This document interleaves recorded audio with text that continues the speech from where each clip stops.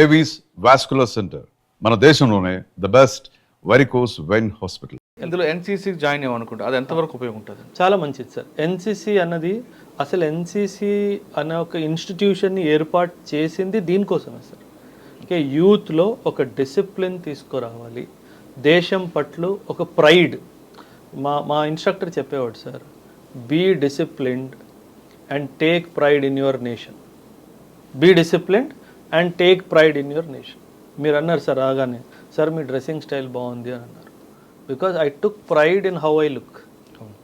నేను ఇంటర్వ్యూకి వచ్చినా, నేను నార్మల్గా మీరు నన్ను ఎప్పుడు కలిసినా నేను ఇలాగే కనిపిస్తాను sir, because I take pride in myself. So ఆర్మీలో నేర్పించేదే ఇది sir, be disciplined, take pride in the nation. నువ్వు దేశానికి ఏం కాంట్రిబ్యూట్ చేస్తున్నావు ఆ డైమెన్షన్ ఆలోచించమని నేర్పిస్తారు అది సార్. ఎన్సీసీ తర్వాత ఎన్సీసీలో సి సర్టిఫికేట్ ఉంటాయి.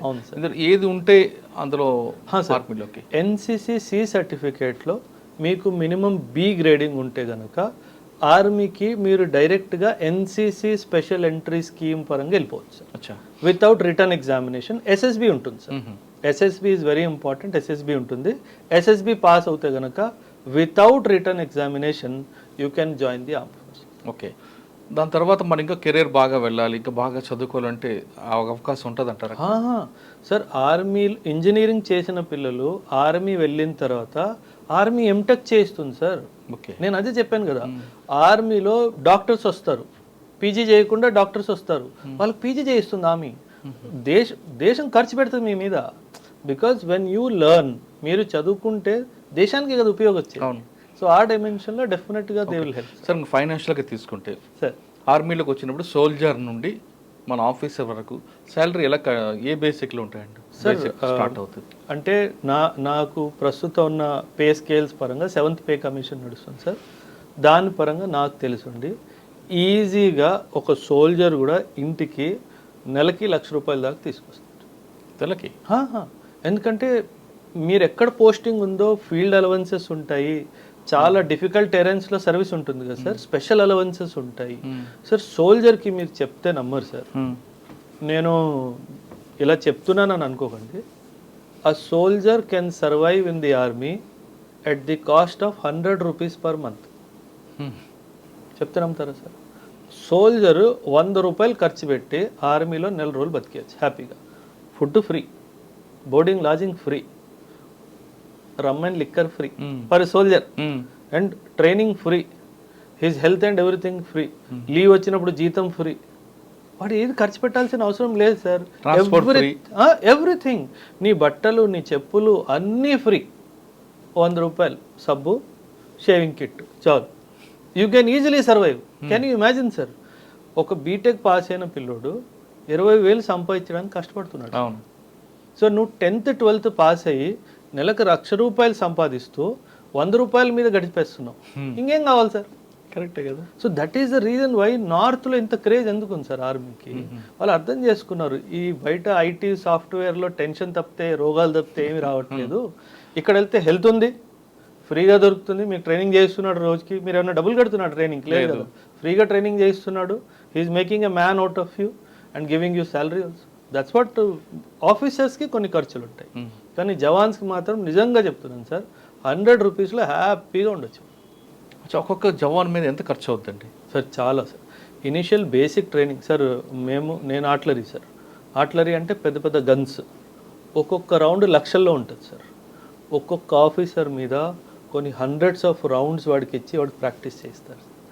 దేశం చాలా ఖర్చు పెడుతుంది సార్ ఆర్మీ మీద. ట్రైనింగ్ అని చెప్పేసి, ఇండివిజువల్ ట్రైనింగ్ అని చెప్పేసి, రెజిమెంటల్ ట్రైనింగ్ అని చెప్పేసి చాలా డబ్బులు ఖర్చు పెడుతుంది. సో అది army and best 100% sir. Mentally, physically, emotionally, financially, spiritually, with patriotism భావన అన్నీ సార్. That's what. మీకు అన్హ్యాపీ సోల్జర్ దొరకడు సార్. సోల్జర్ సూసైడ్ కమిట్ చేసుకున్నాడు అంటే ఇంట్లో ఏదో జరిగింది. అక్కడ కాదు, లేదు. అంటే మిగతా మన ఏజెన్సీ పోలీసు చూస్తుంటే లేదు, ఆ ట్రెస్ తట్టుకోలేదు. లేదు, ఇక్కడ ఆర్మీలో మీకు ఎప్పుడు అట్లా కనిపించదు. ఎందుకంటే we talk to each other. అక్కడ ఫ్యామిలీ లేదు సార్, అందరే ఫ్యామిలీ.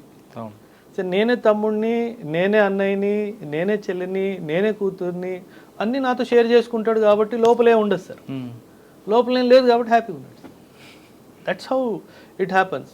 రేర్ కేసెస్ ఉంటాయి, 1-2 కేసెస్లో ఏదో మిస్బిహేవియర్ ఎక్కడో జరుగుతుంది, ఏదో లెవెల్లో తప్పితే ఆర్మీలో sir blind trust sir. Simple sir, అక్కడ నుంచి ఫైరింగ్ అవుతుంది, మీరు ఆ కొండ వెనుకున్నారు, నేను ఈ కొండ వెనుకున్నాను, అక్కడికి వెళ్ళి వాడిని చంపాలి. నేను మీకు మాట కూడా మాట్లాడు, నేను మీ వైపు చూస్తాను, నేనేం చెప్పానో మీరు అర్థం చేసుకుంటారు సార్. నాకు కవరింగ్ ఫైర్ ఇస్తారు, నువ్వు ఉన్నావు నాకు ఫైరింగ్ కవర్ ఇస్తున్నావు అని చెప్పి నేను బ్లైండ్కి వెళ్ళిపోతాను సార్. ఆ ట్రస్ట్ ఎలా వచ్చింది? ఒకరినొకరు అర్థం చేసుకుంటేనే కదా వచ్చింది సార్. ఒకరినొకరు మన బాధలు చెప్పుకుంటేనే కదా వచ్చింది సార్. సో ఆ ట్రస్ట్ లెవెల్ బిల్డ్ చేయడానికే ట్రైనింగ్ ఇంపార్టెంట్. అంటే ఐ కాంటాక్ట్తోనే నడుస్తుందా? మాట్లాడాల్సిన అవసరమే లేదు సార్, కంటి చూపుతో చెప్పేయచ్చు. అసలు నా మెసేజ్ అంటే వాడు తెలిసిపోతుంది. ఓకే, అంటే దీనికి ఒక ట్రైనింగ్ ఉంటుందండి, లేదంటే మనకి మన ఇద్దరి మధ్యన ఉన్న మాటలతోనే అండర్స్టాండింగ్ ఉంటుంది? ఫీల్డ్ క్రాఫ్ట్ అని చెప్పేసి ట్రైనింగ్ ఉంటుంది సార్. ఈ ఫీల్డ్ క్రాఫ్ట్లో అన్నీ నేర్పిస్తారు సార్. ఎన్నిసార్లు కన్నురెప్పులు కొడతాము, ఎటువైపు చూస్తాము, ఆ డైమెన్షన్. అంటే హ్యాండ్ సిగ్నల్స్ ఉన్నాయి, చాలా ఫీల్డ్ క్రాఫ్ట్ అంటారు దీన్ని. ఒకసారి ఐ కాంటాక్ట్ గురించి చెప్పండి. ఫీల్డ్ క్రాఫ్ట్లో సార్, ఫీల్డ్ క్రాఫ్ట్ ఇబ్బంది లేకపోతే అది కూడా అంటే పర్వాలేదు, ఐ ఎక్స్ప్లెయిన్ సార్. అంటే ఒక ఆపరేషన్కి వెళ్ళాను సార్, డే ఆపరేషన్ ఉంటే సిగ్నల్స్ వేరే ఉంటాయి, నైట్ ఆపరేషన్స్ ఉంటే సిగ్నల్స్ వేరే ఉంటాయి. డే ఆపరేషన్ అనుకున్నాం సార్, నేను ఒకసారి సార్ నేను 2 times అంటాను అంటే బ్లింక్ చేయాలి, వాడు అర్థం చేసుకుంటాడు. ఈ 2 times బ్లింక్ చేశారంటే నెక్స్ట్ మూవ్ ఇది. ఎందుకంటే ఒక్కొక్కసారి మనం క్లోజ్ కాంబాట్లో దగ్గరగా ఉన్నప్పుడు, ఫైటింగ్ చేస్తున్నప్పుడు మనం చెప్పింది వాడికి వినిపించేసింది అనుకోండి, he will counter it. So అది చెప్పకుండా డెఫినెట్గా చేయాలి కాబట్టి ఇలా చాలా సిగ్నల్స్ ఉంటాయి. ఓకే, 2 times చెప్పారు, 3 times బ్లింకింగ్ చేస్తే అంటే మనం ఏం డిసైడ్ చేసుకున్నాం అంటే it is not fixed template ఏం కాదు సార్. మన ట్రైనింగ్లో, మన క్లోజ్ ట్రైనింగ్లో 2 timesకి ఇది సిగ్నల్, 3 timesకి ఇది సిగ్నల్, 4 timesకి ఇది సిగ్నల్, ఆర్ లాంగ్ హోల్డ్ అంటాం మనం. నేను కన్ను ఇట్లా కూర్చొని చాలాసేపు హోల్డ్ చేశాను అనుకోండి, ఒక 5 seconds 7 seconds, దానికి ఒక అర్థం ఉంది. సో అదొక signal. So this is how we operate in operations. అంటే ఆపరేషన్ తగ్గట్టు మీరు సిగ్నల్ మారిపోతుంటాయి అంటే ఒకటి ఫిక్స్ ఉంటుంది? నో, ఎందుకంటే urban combat, rural combat. Urban combat అంటే బిల్డింగ్స్లో వెళ్ళి మనం రూమ్ ఇంటర్వెన్షన్ ఏమైనా చేయాలన్నా, విలేజెస్లో కొండల్లో ఏమైనా చేయాలన్నా అది వేరే డైమెన్షన్స్. సార్ డే టైం అనుకుంటే బ్లింకింగ్ చేస్తాం, నైట్ టైం ఏం చేస్తాం? నైట్ టైం అంటే మనకి రేడియో సెట్ ఉంటుంది కదా సార్, మోటరోలా హ్యాండ్ సెట్ ఉంటుంది, దాన్ని నొక్కితే చిన్న బీప్ సౌండ్ వస్తుంది సార్. అది ఎన్ని కాల్స్ ఇచ్చానా, 3 times 4 times 5 times, దానికి ఒక్కొక్క సిగ్నల్ ఉంటుంది. ఇలా చాలా ఉంటాయి సార్. ఓకే, ఎక్కువ రివీల్ చేయొద్దండి, బాగా కొన్ని సీక్రెట్స్ ఉంటాయి కాబట్టి రివీల్ చేయకపోవడం కూడా కరెక్ట్.